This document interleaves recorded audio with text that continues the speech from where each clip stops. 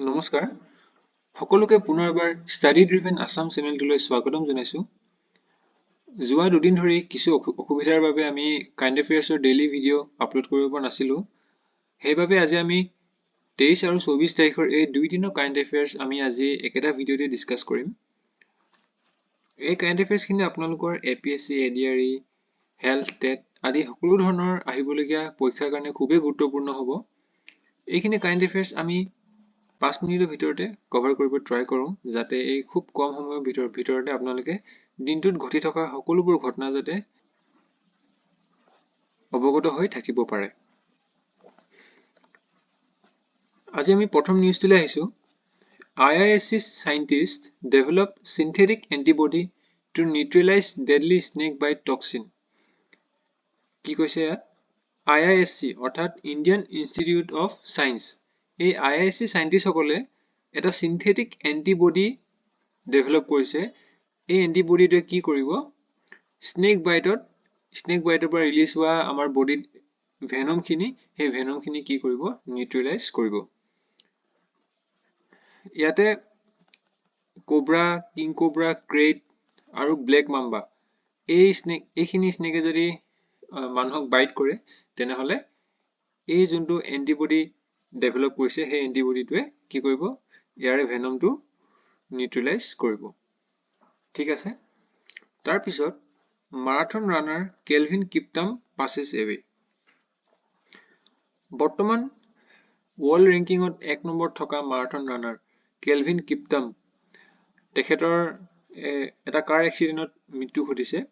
তেখেতৰ খুব কম বয়সতে মৃত্যু ঘটিছে। তেখেত হৈছে কোনখন দেশৰ? কেনিয়া। ঠিক আছে।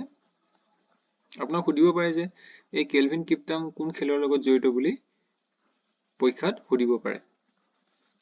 তাৰপিছত BBC gets first Indian origin chairman। BBC মানে হৈছে ব্ৰিটিছ ব্ৰডকাষ্টিং কৰ্পোৰেচন। এই BBCৰ প্ৰথমজন ইণ্ডিয়ান অৰিজিন চেয়াৰমেন নতুনকে এপইণ্ট কৰিছে। তেখেত হৈছে ডক্টৰ সমীৰ শ্বাহ। মনত ৰাখিব, ডক্টৰ সমীৰ শ্বাহ। তাৰপিছত Statehood Day of Arunachal Pradesh and Mizoram celebrated on 20th February। Recently 20 ফেব্ৰুৱাৰী তাৰিখে অৰুণাচল প্ৰদেশ, আমাৰ নেইবাৰিং ষ্টেট অৰুণাচল প্ৰদেশ আৰু মিজোৰামৰ ষ্টেটহুড ডে পালন কৰা হৈছে। 1987ত এই অৰুণাচল প্ৰদেশ আৰু মিজোৰামক ষ্টেট হিচাপে ডিক্লেয়াৰ কৰিছিলে, আৰু সেই গতিকে 20 ফেব্ৰুৱাৰী 1987ৰ পৰা অৰুণাচল প্ৰদেশ আৰু মিজোৰামত ষ্টেটহুড ডে হিচাপে পালন কৰি আহিছে।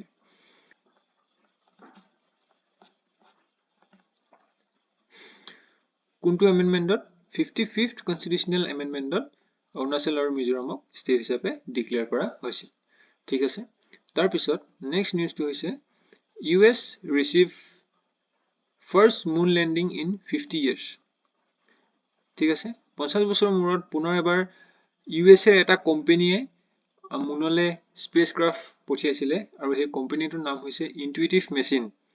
এই ইনটুইটিভ মেচিনছ অৰ্থাৎ IM, এইটো হৈছে প্ৰথমটো প্ৰাইভেট কোম্পানী পৃথিৱীৰ ভিতৰত যিয়ে চন্দ্ৰলৈ কি কৰিছে? স্পেচক্ৰাফ্ট পঠিয়াইছে আৰু কি কৰিছে? লেণ্ডিঙো কৰিলে মুনত। ঠিক আছে।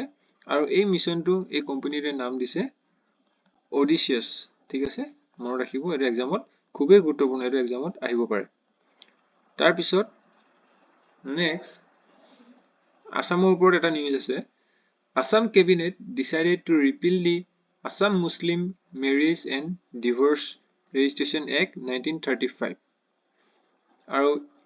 আৰু এই আসাম মুছলিম মেৰিজ আৰু এই যোনটো ডিভোৰ্চ এণ্ড ৰেজিষ্ট্ৰেশ্যন এক্টটো উঠাই দিয়াৰ ফলত কি বুলি কোৱা হৈছে যে this is the first step towards UCC অৰ্থাৎ ইউনিফৰ্ম চিভিল কোড।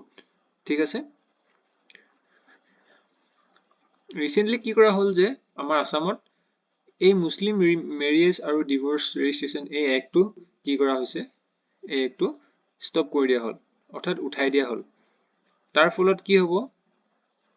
UCC বা ইউনিফৰ্ম চিভিল কোড আমাৰ আসামতো এপ্লিকেবল হ'ব বুলি ধাৰণা কৰা হৈছে।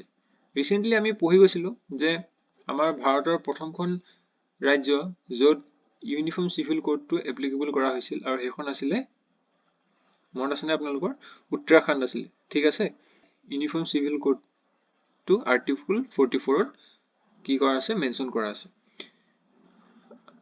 এতিয়া আমি চাওঁ যদি এখন ষ্টেটত যদি ইউচিচি যদি এপ্লিকেবল কৰা হয় তেনেহলে কি হ'ব ইউনিফৰ্ম চিভিল কোড অৰ্থাৎ মেৰিজ সম্বন্ধীয় যিমানবোৰ ল আছে divorce adoption succession of property maintenance inheritance এই সকলো ধৰ্মৰ লোকসকলৰ কাৰণে কি হ'ব ইকুৱেল হ'ব ইয়াত মুছলিম হিন্দু খ্ৰীষ্টিয়ান বুলি বেলেগ নাথাকে সকলো ধৰ্মাৱলম্বী লোকসকলৰ কাৰণে কি হ'ব সেম ল হ'ব ঠিক আছে বুজি পালে ইউনিফৰ্ম চিভিল কোডটোৱে কি কৰে ঠিক আছে